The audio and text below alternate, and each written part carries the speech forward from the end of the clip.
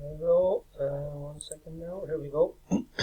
An object moves with a constant velocity of 5 meters per second in a straight line in a westerly direction. Right. So after 150 meters, the object stops. So it starts here, say, and it goes westerly, straight. That's supposed to be straight, right? And that's 150 meters that away. Then it stops and moves in exactly the opposite direction. So it'll go back along itself this way, exactly along itself, stopping 30 meters from its original starting point.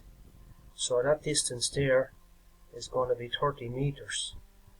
Calculate the following: the displacement of the object relative to its starting point. Okay, we've seen in an earlier video there, displacement has two quantities, a distance and a direction. So the object is now stopped 30 meters west, right? So the displacement is going to be 30 meters, and the direction, that's the magnitude of the displacement, right? So there's a blue line here. You know, from there, from the starting point, which is here, out to here is going to be 30 meters, isn't it? And the direction is westerly. So you can put in W for westerly. Or you could go with degrees depending on the way the lecturer does it. I'm not sure now. Say if that's 0 and that's 90, then this is going to be 180.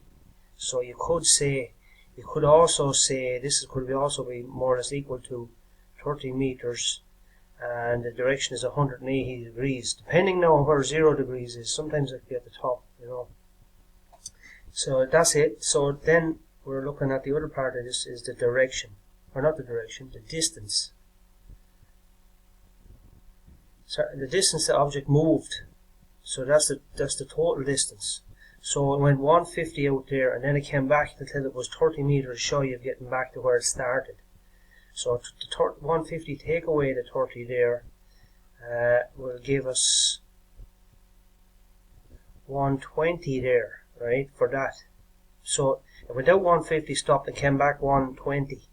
So the distance is going to be 150 plus the 120, and that's a total distance of 270 meters travelled relative to its starting point. That's it.